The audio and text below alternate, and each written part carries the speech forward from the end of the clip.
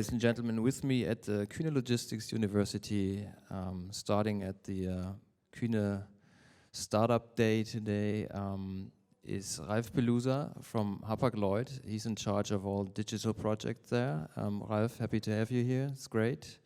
I think you've been in the industry now for like about 3 years. How is digitization moving forward within the transport and logistics industry? Yeah, so thank you very much. Thank you for having me.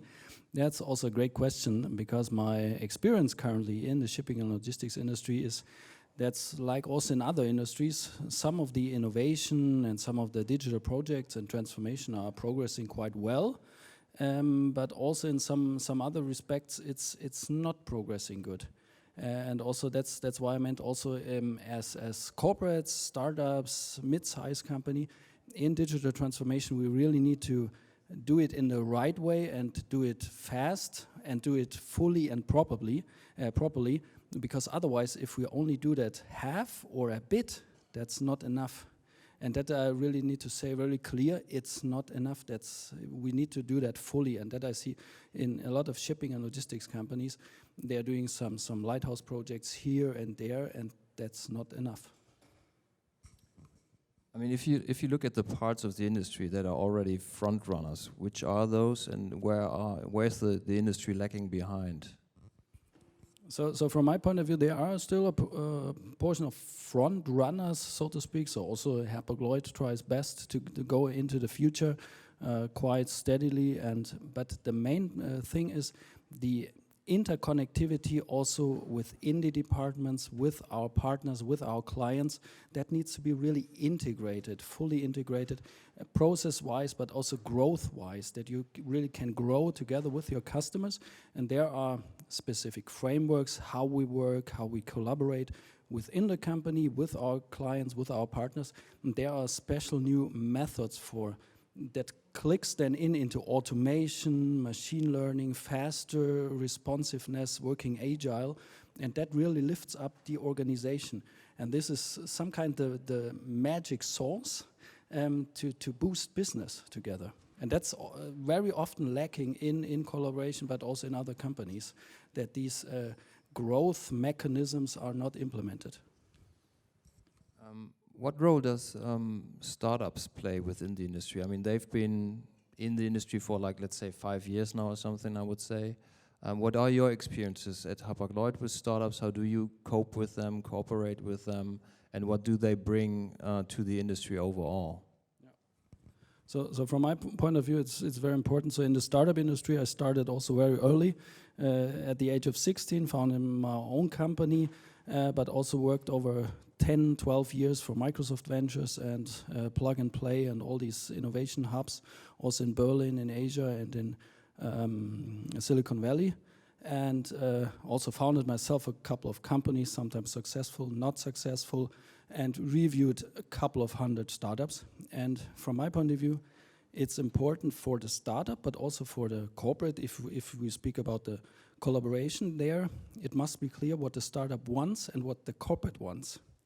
So is the startup wanting the next unicorn for growth phase or having a 1 billion company?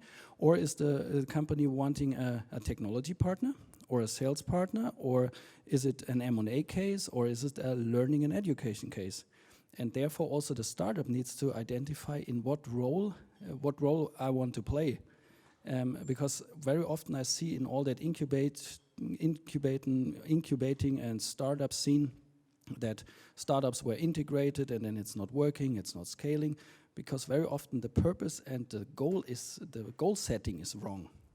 Because very often this is some kind of an education for a large corporation. They learn from the startup working with Slack, with Trello, with all the different new working methods, new ways of work.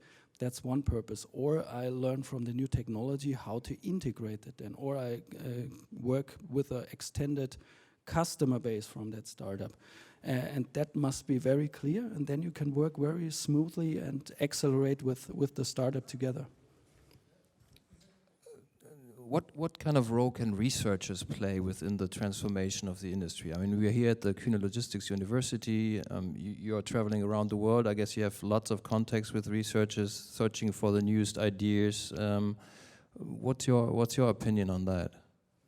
So the most sophisticated thing I've learned, for example, at Hong Kong, with the students in Hong Kong, how they work with machine learning, AI, how they structure themselves into core teams, 7 core teams with 7 core members, working together, exchanging ideas, finding new algorithms, and therefore growing and accelerating much faster than we see that in the Western world sometimes. But also research is a really important part to get some fundamental next steps, or also to try out also there in research new things, what can be applied and also then in startups, mid-size and large corporations. And that's everywhere heavily needed, especially for that big new starts in research, because I saw also some research papers and also some research projects which are really super great. And therefore, I really encourage everybody, and also to try to help and support to get then these great research developments out in the market. So last year I saw a really cool idea, but therefore the problem was to scale it, how to bring that into the market, how to explain it to the customer. And therefore also then research and startups need help and support to get this to the right customers. What is the next big idea you have seen in research papers but nobody knows about in the industry so far? So from my point of view, the most or the biggest thing is how we can scale and leverage is within the organizations. It's if you have a growing and really fast, agile scaling organization, you can plug in nearly everything into that working organism with fundamental new ideas. And therefore I think it's really crucial, and one major important step is to get these organizations, small startups, mid-sized, large corporations, really agile and fast-growing organizational forms, and therefore then you can apply these new startup methods, new innovative ideas to really scale that then fast, because otherwise startups, they will start then in Germany or in Italy or in Asia or in Chile, but the growth and getting really traction, that's so hard, and therefore also mid-sized and large corporations can really help to boost that. Maybe last question, how far have you come with scaling these ideas within Hapag-Lloyd, and what will Hapag-Lloyd be looking like in, let's say, like 3 years? So we started that journey 3 years ago, and we started with 10 colleagues, expanded that to 100 colleagues, 1,000 colleagues, 10,000 colleagues. That's really a scaling model, and therefore you need to choose carefully, step by step. If it's working with 10 colleagues, then it's okay. Then you can scale it to 100 colleagues. That means not hiring 100 or 1,000 colleagues. That means to change the core, how we work and how we collaborate, that we do that faster, more agile, with more precision, with more quality towards our customer. And that's really a step-by-step approach.